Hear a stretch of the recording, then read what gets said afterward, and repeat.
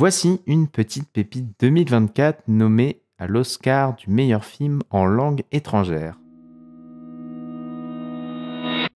Salut tout le monde, aujourd'hui on se retrouve pour discuter de La Salle des profs. C'est un petit film, mais qui a un charme fou et qui risque de rester dans les mémoires. Une semaine après Dune, voici une nouvelle proposition qui mérite le coup d'œil. Alors qu'une série de vols a lieu en salle des profs, Carla Novak mène l'enquête dans le collège où elle enseigne. Et très vite, tout l'établissement est ébranlé par ces découvertes. Et qui dit enquête dit thriller, nous avons dans le film de nombreux codes du thriller appliqués au milieu scolaire. Et cette fusion étonnante me fait penser au film À plein temps. Deux films partant de vie banale pour ensuite créer quelque chose d'oppressant et pour représenter au mieux les quotidiens difficiles que vivent de nombreux hommes et femmes. Et La Salle des profs démarre sur une scène d'interrogatoire. Oui, quand je dis thriller, c'est thriller de chez thriller. Et tout le film va reposer sur d'étranges vols qui ont lieu en salle des profs. Et jusqu'ici, tout va bien.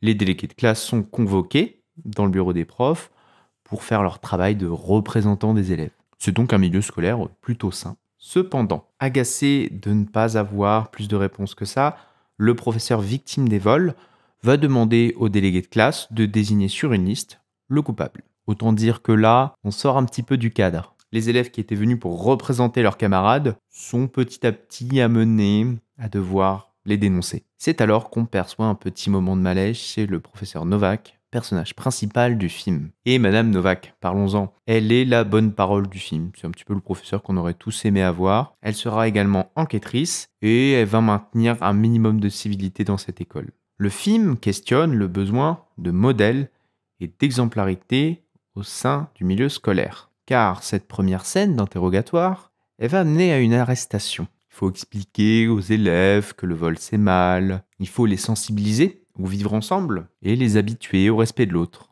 La hiérarchie de l'école désigne naturellement les adultes comme étant au-dessus des élèves. Au-delà d'une question d'autorité, cette hiérarchie permet de placer le professeur comme celui qui sait et l'élève comme celui qui doit apprendre. Et ça donne une certaine valeur à l'enseignement. Alors oui, forcément, en fonction des méthodes d'éducation, cette hiérarchie va varier. Mais, en l'occurrence dans le film, on a une éducation assez classique, assez traditionnelle.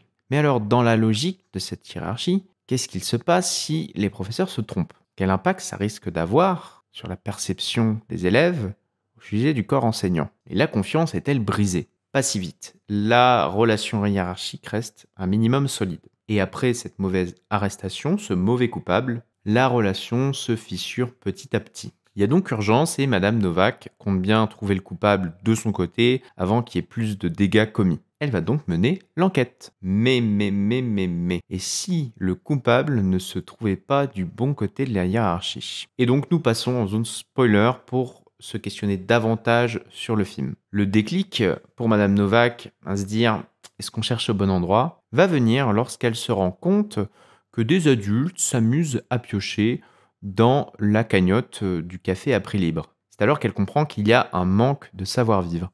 Ce même savoir-vivre qu'on doit enseigner implicitement aux élèves en même temps que le savoir-faire. Et non, ce savoir-vivre n'est pas forcément présent chez les adultes. Et donc, après quelques péripéties et un piège ingénieux, Madame Novak découvre la vérité. Et c'est une vérité qui semble assez incontestable. Même si on va venir un peu en douter un moment, c'est assez incontestable. Dans la même logique que la première scène du film, Madame Novak va essayer discrètement d'entamer un dialogue avec la personne soupçonnée, histoire de régler l'affaire en bonne intelligence entre adultes. Mais elle va se heurter à une triste réalité, les adultes se comportent parfois comme des enfants. Et à partir de là, Madame Novak va payer les pots cassés de cette accusation, et ce qui n'était qu'une petite histoire de vol va retourner l'ensemble de l'école. Et alors, au fait, les élèves dans tout ça, qu'est-ce qu'ils deviennent? Ils vont devenir des victimes collatérales face au manquement du personnel scolaire. Le cadre implose et les rôles de chacun deviennent flous dans cette hiérarchie. Doit-on respecter la hiérarchie lorsqu'elle ne remplit pas son rôle?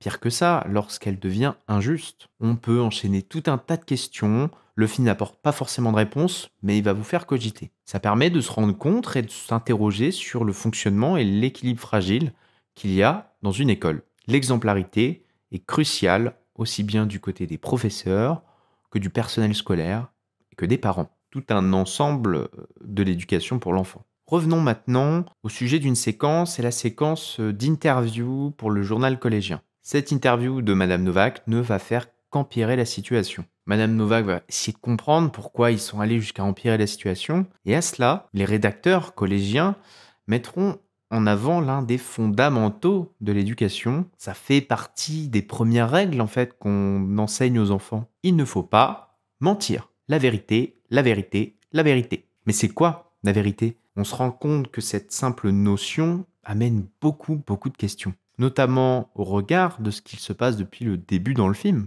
Pourquoi la situation est devenue ce qu'elle est pour la vérité? Quel était le choix le plus judicieux entre l'implosion d'une école ou de trouver le coupable d'un vol de quelques euros? Là non plus, le film ne donne pas vraiment de réponse, il questionne. Et enfin, pour revenir du côté des élèves, on aura le premier de la classe, et c'est pas anodin, qui fera les frais de toute cette affaire. Au fur et à mesure du film, son comportement va changer et va venir en révolte face à un système qui ne respecte plus. Alors, comment interpréter la fin? Je pense qu'en ce qui concerne Madame Novak, elle a rempli son rôle, en évitant d'empirer la situation après sa blessure au visage et la fameuse course-poursuite. Elle a réussi à garder un lien, à regagner la confiance de l'élève, car celui-ci retrouve face à lui un adulte qui agit comme un adulte qui pardonne et qui va tendre la main aux élèves. Madame Novak a réussi. On nous le fait plus ou moins comprendre avec le Rubik's Cube, tout ça, tout ça. En ce qui concerne le reste de l'école, c'est plutôt un échec. Ça nous rappelle aussi qu'une professeure modèle ne pourra pas venir gommer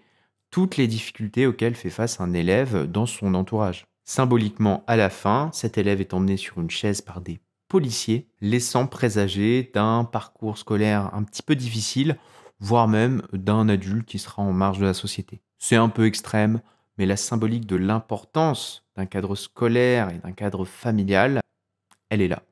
Voilà, j'ai beaucoup aimé le film, j'espère que vous irez le voir ou que vous l'avez découvert. Je me demande également du côté des enseignants comment va être reçu le film. Ça pourrait même être intéressant à l'INSPE de faire des projections autour du film pour tous les élèves qui sont actuellement en master.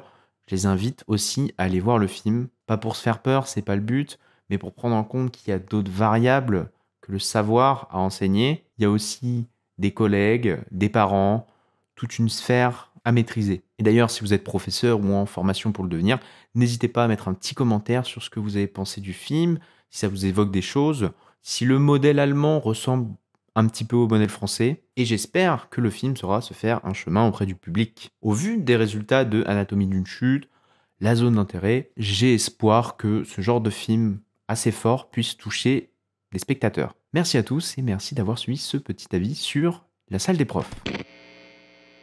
Et en ce qui concerne les Oscars, je pense que ça va plutôt être le Cercle des Neiges qui repartira avec la statuette.